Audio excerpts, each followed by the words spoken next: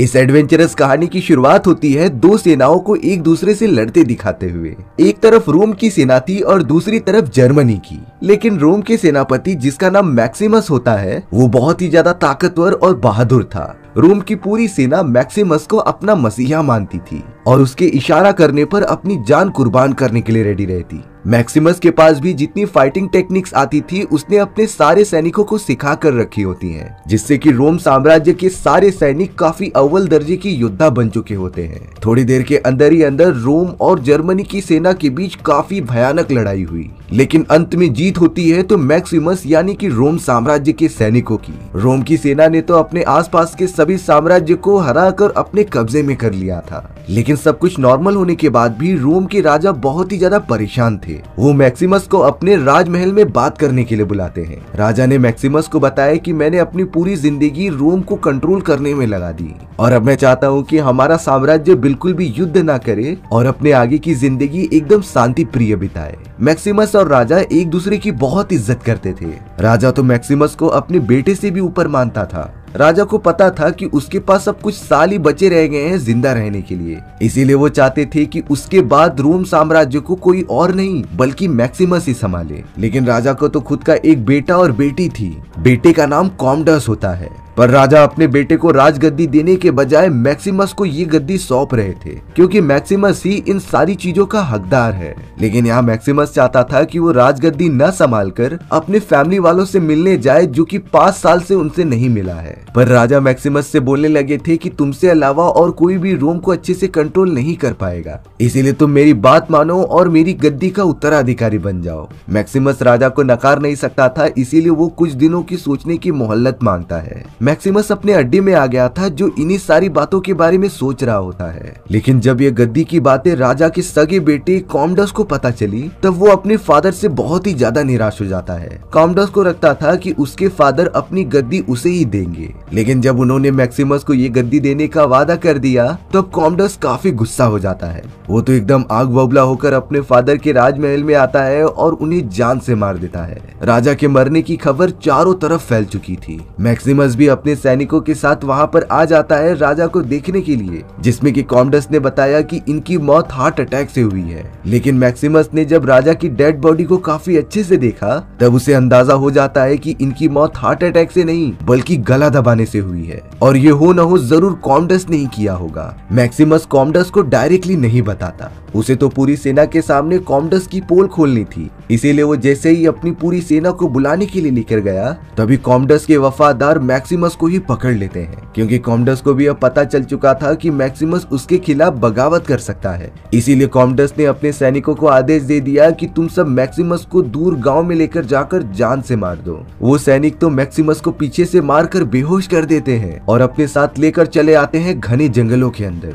उसी जगह पर मैक्सिमस को जान से मारने का डिसीजन लिया गया था। लेकिन बुरी बात ये होती है कि तब तक मैक्सिमस को होश आ चुका होता है। मैक्सिमस अब बहुत ही ज्यादा गुस्से में उन सारे सैनिकों को एक ही बार में मारकर ढेर कर दे रहा था, और अब वो कॉमडस के सारे सैनिकों को खत्म करके अपने कबीले यानी कि घर की तरफ निकल गया था, जहां पर मैक्सिमस की फैमिली रहा करती थी। पूरे 1 दिनों का लंबा समय तय करने पर जब वो अपने कबीले के पास पहुंचा, तब सारी की सारी चीजें जली हुई थी, क्योंकि कॉमडस ने अपने सैनिकों से कहकर मैक्सिमस की पूरी कबीले को जलाकर राख कर दिया होता है। मैक्सिमस जब अपनी फैमिली वालों की डेड बॉडी देख रहा था, तब वो पूरी तरीके से शॉक रह जाता है, पर अब वो कुछ नहीं कर सकता था अपने फैमिली वालों को वापस लाने के लिए। उसने उन लोगों को जमीन में दफना दिया और अंतिम श्रद्धांजलि दी, जिसके बाद मैक्सिमस रोते रोते वहीं पर बेहोश हो गया। लेकिन कुछ ही घंटों बाद यहाँ मैक्सिमस के पास कई सारे अजीब कबीले के लोग आ चुके थे, जो मैक्सिमस को उठाकर अपनी पूरी सेना के साथ लेकर जाने लगे। दरअसल ये बहुत ही खतरनाक कबीले होते हैं, जिनका राजा प्रॉक्सिमो होता था। प्रॉक्सिमो अलग अलग जगहों से लोगों को इकट्ठा करता और उन्हें ग्लैडिएटर यानी कि तलवारबाजी सिखाता, जिससे कि वो सब एक भयानक खेल में शामिल हो पाए और उनका मनोरंजन हो। इसी तरीके से मजबूरी के कारण मैक्सिमस को भी उन सारे खेल में भाग लेना ही पड़ता है। प्रॉक्सिमो के कबीले में लाए गए सारे लोगों को सबसे पहले वो अच्छी तलवारबाजी सिखाता है और फिर भेज देता है एक बहुत ही बड़ी खूनी जंग में। उस जंग के अंदर सारे ग्लैडिएटर्स यानी कि तलवारबाजों को अपनी प्रोटेक्शन करनी होगी और अंत तक सरवाइव करना होगा। लड़ाई करते हुए वहां मैक्सिमस की मुलाकात जूबा और हेगन नाम के दो योद्धाओं से हुई थी। सभी लोग एक साथ खतरनाक दुश्मनों से लड़ रहे थे, लेकिन अंत में सिर्फ मैक्सिमम, जूबा और हेगन ही बचते हैं, यानी कि वही तीनों असली विजेता बन रहे थे। वहीं दूसरी तरफ रोम साम्राज्य का नया राजा कॉमोडोस बन चुका था, लेकिन कॉमोडोस के अंदर एक भी ऐसी एबिलिटी नहीं थी कि वो राजा का पद निभा पाए, और सभी गांव वाले और सेना भी कॉमोडोस के डिसीजन से बहुत ही ज्यादा डिसअपॉइंटेड थे। जैसे कि जब सेनापति और कुछ लोग आकर कॉमोडोस से कहते हैं कि गांव में महामारी की बीमारी फैल रही है, तो उसे खत्म करने के लिए जल्द से जल्द कुछ करना होगा, लेकिन कॉमोडोस ये सारी बातें बिल्कुल भी सुनता ही नहीं। उसने तो इन छोटी बातों को एकदम से इग्नोर कर दिया था। उल्टा वो बोलने लगा कि हमें इन चीजों पर ध्यान ना देकर अपने साम्राज्य की पुरानी प्रथा को वापस लाना होगा, यानी कि वो पुराने खेल जो कि सालों पहले बंद हो चुके थे। दरअसल ये वही सारे मौत के खेल होते हैं जो मैक्सिमस उन कबीले वालों के साथ लड़ रहा था, लेकिन रोम साम्राज्य में इसकी सबसे बड़ी प्रतियोगिता आयोजित की जाती थी। इसीलिए अब कॉमोडोस चाहता था कि ये प्रतियोगिता वापस से कराई जाए। दरअसल कॉमोडोस के डिसीजन से कोई भी खुश नहीं था। इसका रीजन होता है कॉमोडोस का बिहेवियर और उसका डिसीजन पावर। वहाँ मैक्सिमस अब लगातार लड़ाई करते जा रहा था और उन्हें जीतते भी जा रहा था, जिससे कि वो कबीले वालों के लोगों का सबसे फेवरेट योद्धा बन चुका होता है। मैक्सिमस तो वहाँ काफी ज्यादा फेमस भी हो चुका था, साथ ही साथ कबीले के राजा प्रोक्सिमो का भी वो काफी खास आदमी बन जाता है। अब एक दिन राजा प्रोक्सिमो मैक्सिमस को अपने साथ बात करने के लिए बुलाते हैं, जो बता रहे थे कि तुम्हारी तलवारबाजी अब काफी ज्यादा इम्प्रूव हो चुकी है, इसीलिए अब तुम्हें एक बहुत ही बड़ी प्रतियोगिता में जाकर हिस्सा लेना पड़ेगा, जो कि रोम साम्राज्य के राजा कॉमोडोस ने आयोजित की है। यानी कि ये वही प्रतियोगिता होती है जिसके बारे में कॉमोडोस बात कर रहा था, लेकिन मैक्सिमस का मन नहीं होता कि वो रोम साम्राज्य में वापस जाए। प्रोक्सिमो ने तो मैक्सिमस को बहुत अच्छे तरीके से समझाया कि ये एक बड़ी प्रतियोगिता है जिसमें कि पूरे देश भर के अच्छे से अच्छे योद्धा वहाँ पर शामिल होंगे और लड़ाई करेंगे, इसीलिए तुम्हें भी वहाँ जाकर अपनी कला का प्रदर्शन करना चाहिए। मैक्सिमस सब बातों में प्रोक्सिमो से पूछ लेता है कि क्या तुम भी एक अच्छे योद्धा थे? तब जाकर प्रोक्सिमो ने बताया कि मैं बहुत ही अच्छी तरीके से लड़ता था और सेना का दिल जीतता था। भले ही मैं अंत तक नहीं टिक पाता, लेकिन मेरी फाइटिंग में इतनी अच्छाई होती थी कि सभी लोग मुझे काफी ज्यादा पसंद करते। प्रोक्सिमो तो मैक्सिमस को अपनी एक लकड़ी की तलवार दिखाता है जिसे कि बहुत ही पुराने राजा ने उसे गिफ्ट किया था, और प्रोक्सिमो ने अपनी आधी लड़ाई इसी लकड़ी वाले तलवार से लड़ी थी। उसकी इतनी अच्छी बातें सुनकर मैक्सिमस भी अब रेडी हो जाता है रोम साम्राज्य में आयोजित उस बड़े से खेल में जाने के लिए। लेकिन प्रोक्सिमो को ये बिल्कुल आइडिया नहीं था कि मैक्सिमस रोम के राजा कॉमोडोस को पहले से जानता है, और अब देखते ही देखते सारे देश के बड़े बड़े योद्धा आने लगे थे रोम साम्राज्य के अंदर। वहाँ पर एक बहुत ही बड़ा स्टेडियम था जहाँ कई हजार दर्शक एक साथ बैठ सकते थे। मैक्सिमस भी अपनी योद्धाओं के साथ पार्टिसिपेट करने के लिए वहाँ आ जाता है। अब हमें कॉमोडोस दिखाया जा रहा था जिसने प्रतियोगिता तो आयोजित कर दी थी, लेकिन वो बहुत ही ज्यादा परेशान था क्योंकि आधे से ज्यादा प्रजा के लोग उसकी इज्जत नहीं करते थे। उन्हें कॉमोडोस के डिसीजंस पर बिल्कुल भी भरोसा ही नहीं होता। और तो और यहाँ कॉमोडोस की बहन जिसकी शादी हो चुकी थी और 2 बच्चे भी थे, उसे अपने बेटे को लेकर काफी ज्यादा चिंता लगी रहती, क्योंकि कॉमोडोस की बहन को पता होता है कि कॉमोडोस के बाद इस राजगद्दी का नया वारिस उसका बेटा ही बनेगा। इसीलिए उसे डर लगने लगा कि कहीं कॉमोडोस उसके बेटे को जान से न मार दे। इसीलिए कॉमोडोस की बहन बहुत ही ज्यादा चिंतित हो जाती है और डायरेक्टली पहुंचती है उन लोगों के पास जो ये बिल्कुल भी नहीं चाहते थे कि कॉमोडोस राजा बन के गद्दी संभाले। कॉमोडोस की बहन उन खुफिया लोगों से मिलकर ये बात करती है कि हमें जल्द से जल्द कॉमोडोस को जान से मारना होगा, जिसके बाद ही मेरा बेटा इस पूरे साम्राज्य का नया राजा बन पाएगा। लेकिन वो सारे लोग जो कि कॉमोडोस की बहन के साथ थे, वो बताते हैं कि ये सही समय नहीं है कॉमोडोस को जान से मारने का, क्योंकि अभी भी सेना में कुछ लोग हैं जो कॉमोडोस का साथ देते हैं। लेकिन एक समय ऐसा ही आएगा जब कॉमोडोस अपनी करतूतों की वजह से सारे लोगों का हक खो देगा। उस मोमेंट पर ही हम कॉमोडोस को जान से मार देंगे। कॉमोडोस की बहन भी अपने साथियों के प्लान से काफी ज्यादा संतुष्ट हो जाती है। अब हमें यहाँ रोम साम्राज्य के सबसे बड़े स्टेडियम में दिखाया गया, जहाँ पर अलग अलग देश से आए हुए सारे योद्धा जमा हो रहे थे। उन सभी में मैक्सिमस भी शामिल था, जिसने अपना चेहरा मास्क से ढक रखा होता है। सभी योद्धा आने के बाद अब स्टेडियम में वो लोग आ जाते हैं जिनसे कि इन लोगों को लड़ना था, और वो सब तो बड़ी बड़ी रथ पर सवार होते हैं जिनके पास एडवांस हथियार भी मौजूद थे। उनके रथ के पहियों के ऊपर बड़े बड़े कीले लगे होते हैं जिससे कि कोई उनके पास ना आ सके। यानी कि मैक्सिमस और दूसरे योद्धाओं को किसी भी तरीके से इन लोगों को मार गिराना होगा। अब तो वहाँ कॉमोडोस अपनी बहन और सारे परिवार वालों के साथ आ जाता है ये सारी चीजें देखने के लिए। चारों तरफ लड़ाई अब स्टार्ट हो गई थी, लेकिन मैक्सिमस के पास काफी अच्छे प्लान्स होते हैं इन लोगों को मारने के लिए। वो तो अपने बाकी योद्धाओं को भी गाइड कर रहा था कि हमें क्या करना चाहिए, और जिसकी वजह से वो कई सारे रथों को गिराने में कामयाब हो जाते हैं। सारी जनता उस नए योद्धा के नारे लगा रही थी, लेकिन किसी को ये आइडिया ही नहीं होता कि वो योद्धा और कोई नहीं बल्कि मैक्सिमस ही है। मैक्सिमस और उसके योद्धाओं ने तो पूरे रथ पर सवार लोगों को मार गिराया था। कॉमडस भी पूछने लगता है कि ये महान योद्धा कौन है जिसने कि इतने सारे लोगों को हरा दिया। थोड़ी देर के अंदर अंदर ये पूरा युद्ध खत्म हो जाता है और मैक्सिमस के लोगों ने जीत लिया था, जिसके बाद कॉमडस खुद उस योद्धा से मिलने के लिए युद्ध के ग्राउंड में जाते हैं। कॉमडस योद्धा को शाबाशी दे रहा था कि तुम जैसा योद्धा हमारी भी सेना में चाहिए, आखिर तुम कौन हो और तुम्हारा नाम क्या है। लेकिन मैक्सिमस उन्हें कुछ ना बताकर वहां से जाने लगा, जिससे कि कॉमडस काफी गुस्सा हो जाता है और अब उसने आदेश दिया कि तुम अपना चेहरा दिखाओ। तब जाकर मैक्सिमस अपना चेहरा दिखाता है, जिससे कि सारी सेना एकदम चौंक गई थी। मैक्सिमस कॉमडस से कहने लगा कि मैं अपने परिवार वालों की मौत का बदला लेकर रहूंगा। कॉमडस की पूरी सेना मैक्सिमस को मारने के लिए उसे घेर लेती है, लेकिन वहां मौजूद जनता ने ये नारे लगाना स्टार्ट कर दिया कि जीने दो जीने दो, क्योंकि मैक्सिमस ने तो ये युद्ध जीत लिया था और जीतने वालों को कभी मारा नहीं जाता। इसीलिए अब कॉमडस मैक्सिमस और बाकी सारे योद्धाओं को छोड़ देता है। उसके बाद मैक्सिमस अपने सारे साथियों के साथ कबीले में वापस आ जाता है। कॉमोडस की बहन लुसीला को जब पता चला कि मैक्सिमस अभी भी जिंदा है, तब वो उससे चोरी चुपके मिलने के लिए उसके कबीले में चली गई थी। दरअसल कई सालों पहले लुसीला और मैक्सिमस एक दूसरे से प्यार भी किया करते थे, लेकिन राजगद्दी का लेवल ऊपर नीचे होने के कारण वो कभी मिल नहीं पाए। मैक्सिमस तो लुसीला को देखकर बहुत ही ज्यादा गुस्सा हो रहा था, क्योंकि उसी के भाई ने उसके पूरे फैमिली वालों को मरवा दिया और अब वो किसी भी तरीके से कॉमडस से अपने परिवार वालों का बदला लेना चाहता है।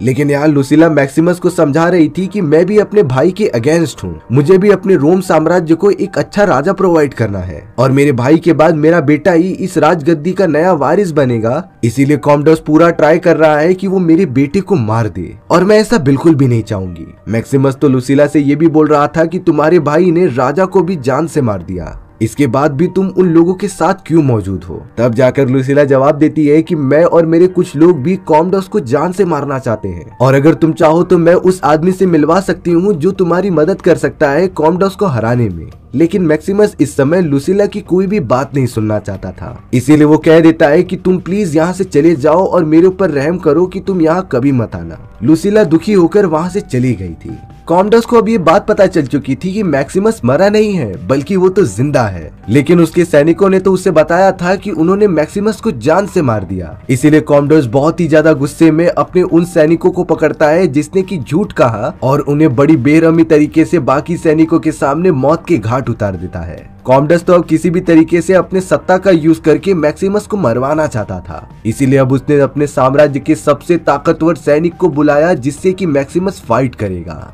आज तक इस बलवान सैनिक को कोई भी नहीं हरा पाया है। अब देखते ही देखते मैक्सिमस और उस बलवान योद्धा के बीच फाइट होना स्टार्ट हो जाती है। इस फाइट को और भी ज्यादा चैलेंजिंग बनाने के लिए कॉमडस ने तो ग्राउंड्स पर कई सारे टाइगर्स को बांध कर रखा था, जो सिर्फ और सिर्फ मैक्सिमस पर ही हमला करेंगे। शुरुआत में तो मैक्सिमस को बहुत ही ज्यादा प्रॉब्लम होती है एक साथ इनसे लड़ने को। एक शेर ने तो मैक्सिमस पर हमला करके उसे झपट्टा भी मार लिया था, लेकिन सही समय पर मैक्सिमस उसे काबू में करता है और मारकर दूर फेंक देता है। वो बलवान सैनिक तो लगातार मैक्सिमस पर हमला करते जा रहा था, लेकिन मैक्सिमस के पास भी अपनी फाइटिंग टेक्निक्स होती है जो उस बलवान सैनिक ने आज तक देखी ही नहीं थी। कुछ ही देर के अंदर ही अंदर मैक्सिमस उस बलवान सैनिक को हराने में भी कामयाब हो गया था। वो तो एक हथियार लेकर बलवान सैनिक को जान से मारने जा रहा होता है। वहाँ मौजूद सारी जनता भी नारा लगा रही थी कि उसे मार दो, उसे मार दो। राजा कॉमडस भी आदेश देते हैं कि मेरे सैनिक को मार दिया जाए, लेकिन मैक्सिमस इंसानियत के नाते उस सैनिक को छोड़ देता है, जिससे कि सारी जनता मैक्सिमस का नारा लगाने लगी थी कि वो कितना ज्यादा बहादुर और दयालु है। लेकिन राजा कॉमडस इस बात से बहुत ही ज्यादा दुखी हो रहे थे, क्योंकि जनता उसकी सराहना छोड़कर मैक्सिमस की सराहना कर रही थी, और अब उसने डिसीजन ले लिया था कि वो मैक्सिमस को किसी भी तरीके से जान से मरवा देगा। मैक्सिमस को तो अब साम्राज्य से दूर लेकर जाया जाने लगा। तभी उसे भीड़ के अंदर अपना एक सेवक दिखाई देता है जो पहले उसकी सेना में शामिल हुआ करता था। मैक्सिमस ने पूछा कि मेरी बाकी सेना कहाँ पर मौजूद है। तब उसे रिप्लाई मिलता है कि वो सारे ऑस्ट्रिया में मौजूद है। ये वो लोग होते हैं जो मैक्सिमस के कहने पर अपनी जान भी निछावर करने के लिए रेडी होते थे, लेकिन जब मैक्सिमस की मौत हो गई तब सारे लोग बिखर गए थे। इसीलिए मैक्सिमस अपने उस सेवक से कहता है कि बाकी लोगों को जाकर बता दो कि मैं जिंदा हूँ, जिससे कि उनमें आशा की किरण जग सके। अब जल्द से जल्द मैक्सिमस को उसके कबीले में वापस भेज दिया गया।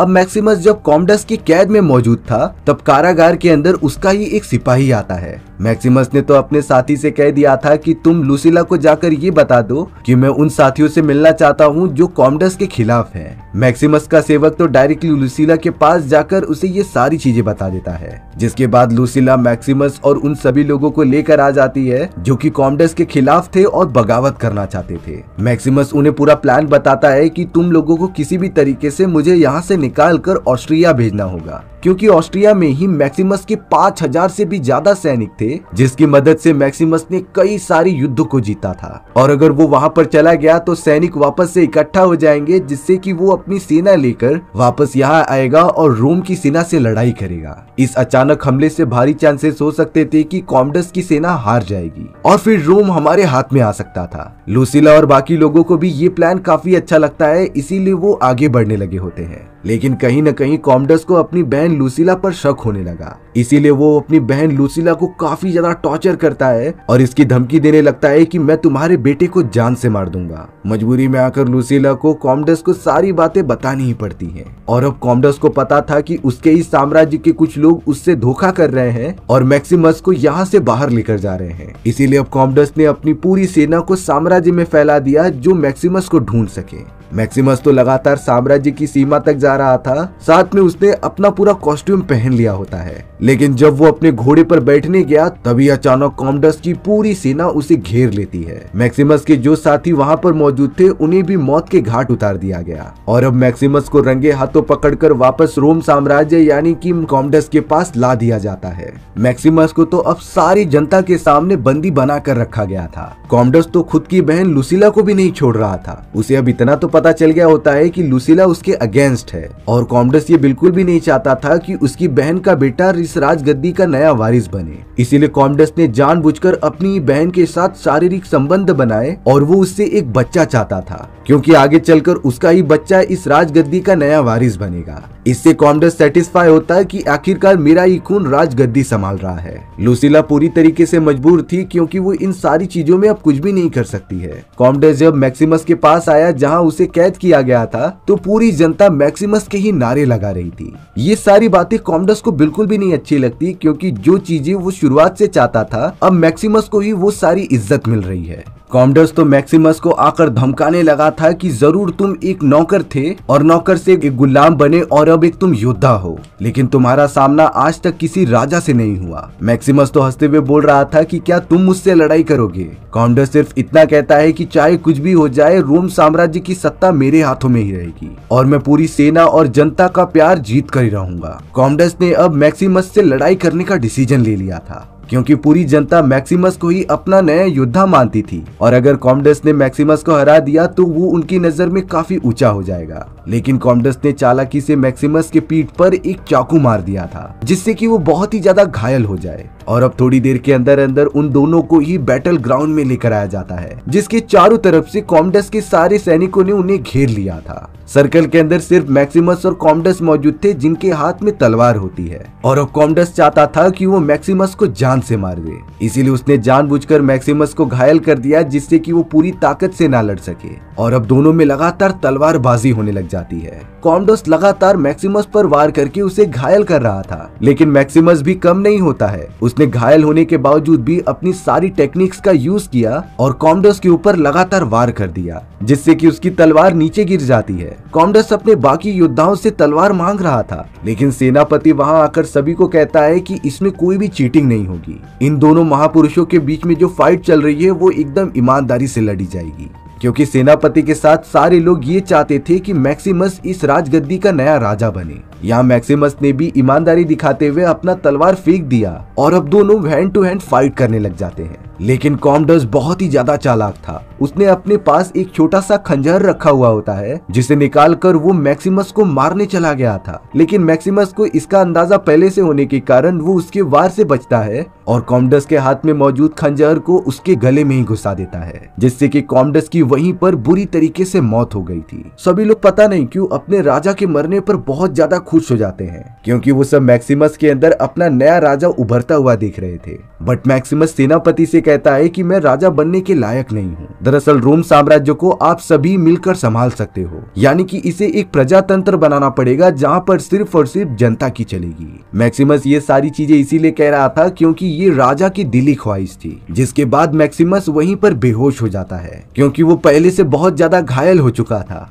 वहाँ लूसीला भी जल्द से जल्द आ जाती है मैक्सिमस को ठीक करने के लिए, लेकिन मैक्सिमस सिर्फ यही कह रहा था कि अब तुम्हारी सत्ता तुम्हारे हाथ में है, तुम्हारा बेटा भी आगे चलकर इस साम्राज्य का राजा बन सकता है। जिसके बाद मैक्सिमस अपनी आंखें बंद करके एक अजीब विजन में खो जाता है जिसमें कि वो अपने वाइफ और अपने बच्चे को देख रहा था। मैक्सिमस तो उन दोनों की चेतना से जाकर जुड़ जाता है और वहीं पर एक बहादुर योद्धा की मृत्यु हो जाती है। हमारी ये एडवेंचरस कहानी भी यहीं खत्म हो चुकी थी। सो व्यूअर्स, आपको ये स्टोरी कैसी लगी कमेंट सेक्शन में बताना भूलना मत। और अगर आपको मेरा एक्सप्लेनेशन 1% भी अच्छा लगा होगा ना तो वीडियो को लाइक एंड चैनल को सब्सक्राइब जरूर कर देना। मिलते हैं इसी तरीके की मजेदार वीडियोस में, तब तक के लिए बाय बाय।